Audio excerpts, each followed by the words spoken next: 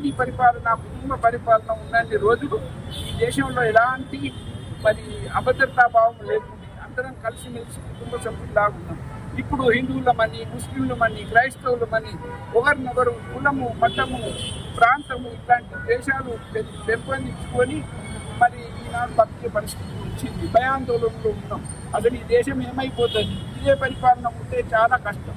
కాబట్టి గాంధీ రావాలి, కాబట్టి సోనియా గాంధీ గారు, కాబట్టి రాహుల్ గాంధీ గారు రాహుల్ గాంధీ గారు ఈ దేశానికి ప్రధానమంత్రి కావాలి.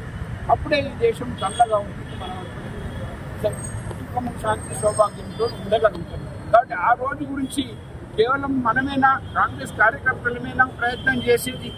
ఇవాళ మొత్తం యావత్ భారతదేశంలో ఉన్న ప్రధానికం, ఈ దేశంలో పుట్టిన ప్రతి బిడ్డ 140 కోట్ల ప్రధానికం అంతా కూడా రాహుల్ గాంధీ గారి నాయకత్వంపై చూస్తున్నారు.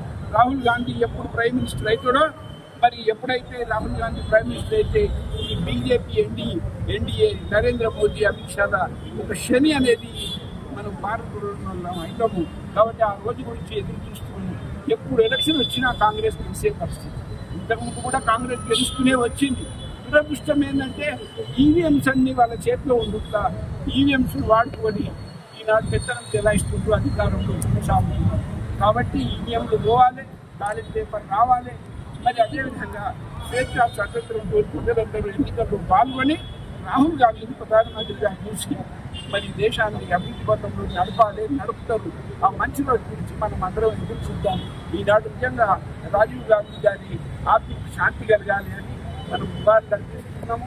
మరి ఆయన బాటలో, ఆ గాంధీ కుటుంబం బాటలో మనం నిరంతరం నచ్చినట్లయితే వాళ్ళకు నిజమైన నివాళులు అవుతామని నేను తెలియజేస్తున్నాను. కూకట్పల్లి న్యూస్, మనమిక్కడ మన వార్తలు ప్రపంచమంతా అనే నినాదంతో జర్నలిస్ట్ కళ్యాణ్ సారథ్యంలో మీ ముందుకొస్తున్నాం. సబ్స్క్రైబ్ చేసుకుని ఆశీర్వదించండి.